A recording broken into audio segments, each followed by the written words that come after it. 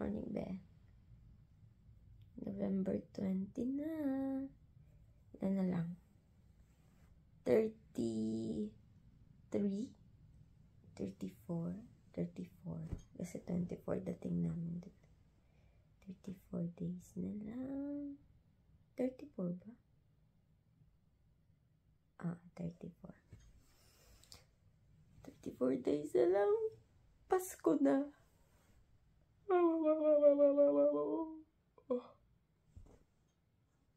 Madilim ngayon kasi hindi maaraw. Malamang. Baka uulan. Gusto ko pa namang dalhin ka talaga dun sa tago na sinasabi ko sa'yo. Di ka na nakarating, ilang araw ko nang pinaplano. Kasi masarap pumunta dun maaga. Pag mga 9 na, wala na. Mga 8 yan. Sarap pumunta dyan. O kaya mga hapon. Basta pag maganda yung araw, maganda pumunta dun, kitang-kita mo yung green. Kaso nga, hindi naman ako nagising ng maaga. Ay, hindi na ako lalabas ngayon. Bumili ako kahapon ng yogurt. Yan ang kakainin ko for breakfast. Bangon na tayo, be! Ang tamad! Anong oras na? Alas 9 na naman. Hindi na nakatulog talaga ng maayos. Kasi, lagi na lang akong 12 nakakatulog ko kaya 1. Yan talaga yung problema ko. Ayusin yung oras ng tulog ko. Nahihirapan ako. Lalo na pagkatabi nga yung cellphone pa ulit-ulit. Nasabi mo na nga yun. Ayun lang.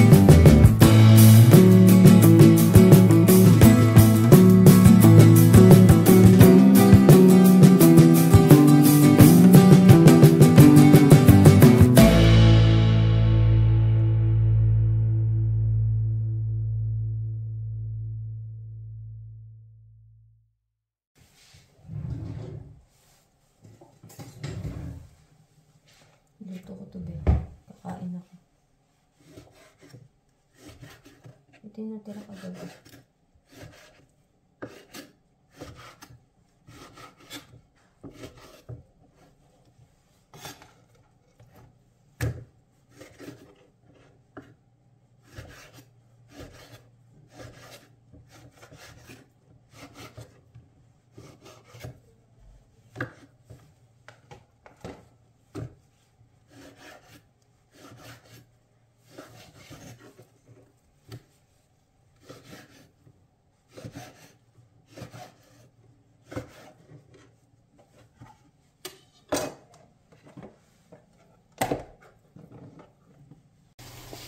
Luto na siya dito.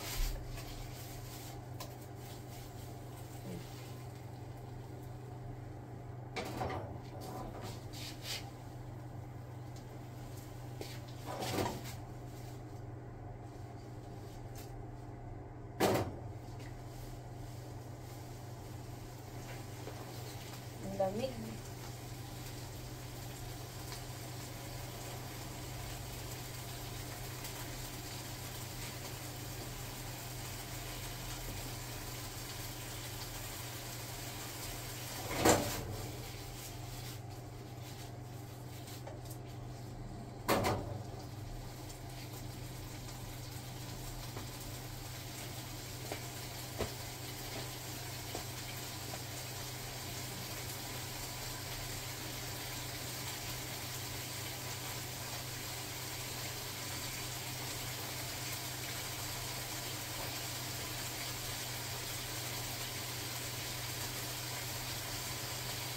Ano ko bukas pala ito?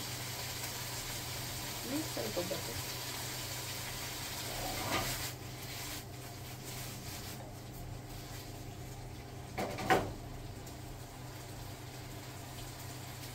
Magsasangag ako mamaya. Dadamihan ko yung bawang.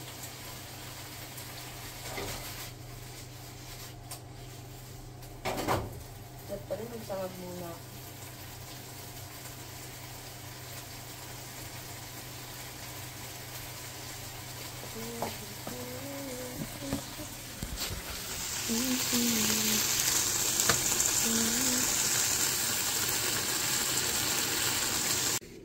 Magsasangag naman ako ngayon. Mas madami pa yung bawang kaysa dun sa kanin. Kunti na lang pala yung kanin na natira.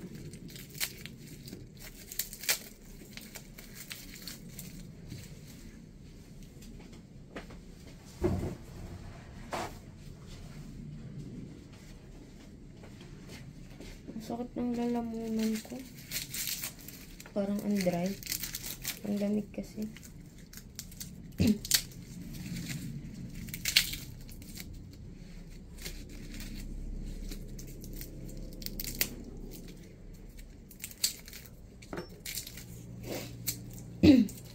Makulimlim. Tatamarin na naman ang taong ito. Gumalaw.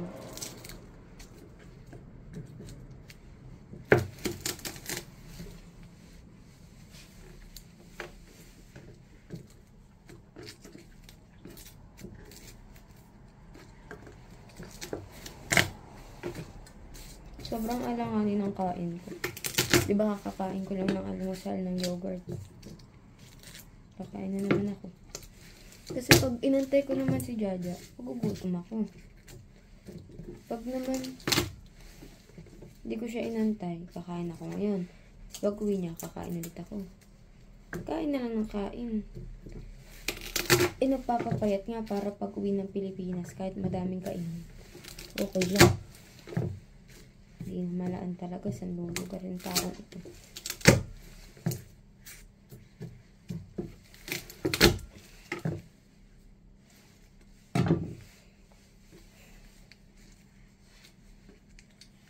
Kunting tiis na lang, be. Malalanghap mo ng amoy ng Pilipinas. Sana hindi magka-problema sa immigration. Hindi yan magkaka-problema. Let's claim it. Kasi first time namin magta-travel na kaming dalawa lang. Dahil pareho naman na kaming 18. Hindi na kailangan ng mga papel-papel sa buhay. Nung umalis kami ng Pilipinas, napakadaming papel talaga na inasikaso bago makaalis. Pabalik-balik sa DSWD, DFA. Dami pinuntahan. 18 na ako nun. Kami nung tita ko yun nagkasikaso kami ni mami. Daming pinuntahan, be. Birthday ko na lang yun, ha. Nag-18 ako. Nag-aasikaso pa rin ako ng mga papel na galing sa school, ganun. 18th birthday ko yun, isipin mo.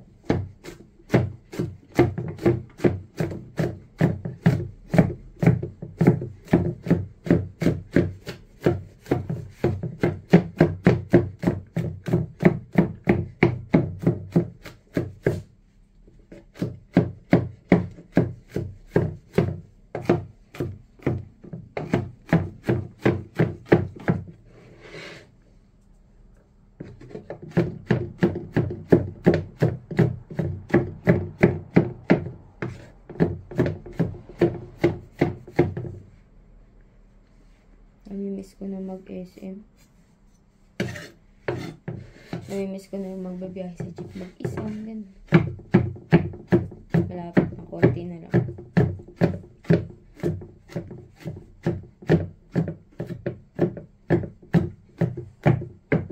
Masasabi ko na ulit yung bayad po.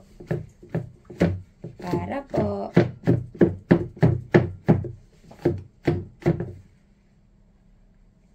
Santiago lang po.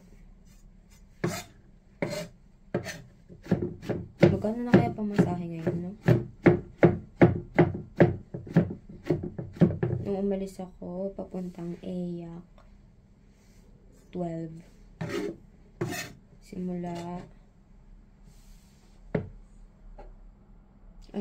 Simula de Fuego hanggang Palapala, 12. Tapos simula Palapala hanggang Eyak, 12 din ata or 10. May student discount. Natapos ko na siya.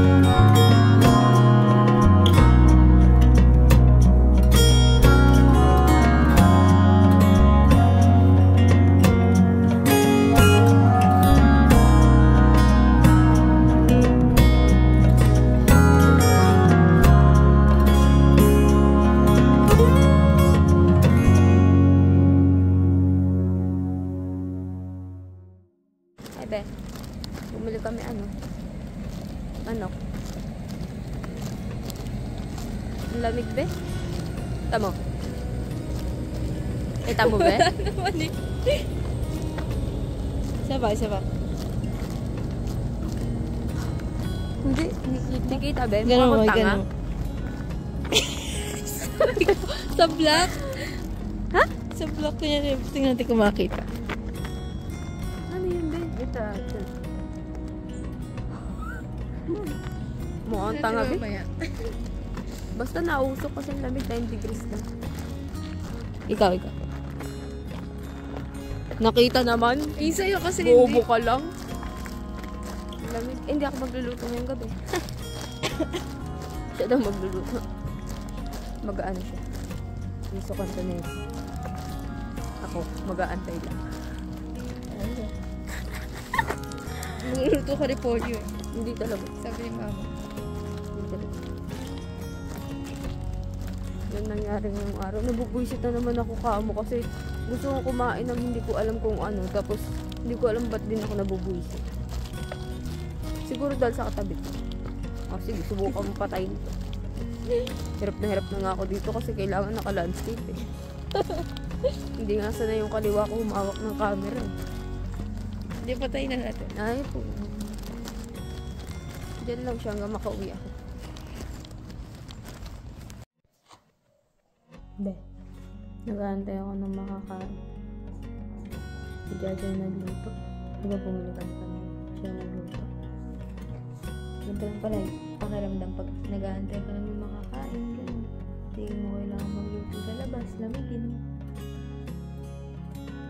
Tamang antay mo. Pero baka lumabas ako habang nagluluto siya. Baka ibili ko si mama ng tinapay na pambaon sa umaga. Kasi magpapabili siya. Kanina talaga ba, hindi ko maintindihan. Busit na busit talaga ako. Tapos may kinikrave ako na parang matamis. Pero hindi ko maintindihan kung ano. Tapos nararamdaman ko nag-upload na naman ang aking pagkatao. Hindi ko alam ba? Kung nakaraan, ano ko, in-game ako sa ganda-ganda. Ngayon, wala. Hindi ako in-game. Baka dadating ang aking mag-i-visitor. Dadating na ang aking bisita. Kaya siguro busit na busit ako sa kahit anong bagay. Kahit maliliit na bagay. Hindi ko maintindihan mo. Ikaw, maintindihan mo? Hindi ko naiintindihan ko naman. Ayoko lang intindihin. Hindi ko na alam. Labas kaya tayo, bili tayo tinapay. No? Malamig kasi nakakatamad talaga lumabas. Tapos may pasok pa nga pala ako. Nakalimutan ko na naman. Ngayon ko lang naalala. Thursday nga pala ngayon. Tapos kailangan ko pumunta ng 15 minutes earlier. Kasi may dadalhin akong document. Kasi nakalimutan nila. Ay, hindi nila nakalimutan. Na-delete nila yung copy ng document. Kaya ko naman kung dalhin. 7 yung pasok ko. So, pupunta ako dun na 6:30. Di ba lang, buta nilang nabuluto na si Jaja. Kung hindi, niluluto pa ako. Tapos saka pa ako papasok. Bibili pa pala ng tinapay. Kailangan lang din talaga. Okay guys. Hi guys! May pasyente siya. Ay, siya yung pasyente tayo. Tumawag ka naman, ano na, nandito na kami sa bahay, kaya naman.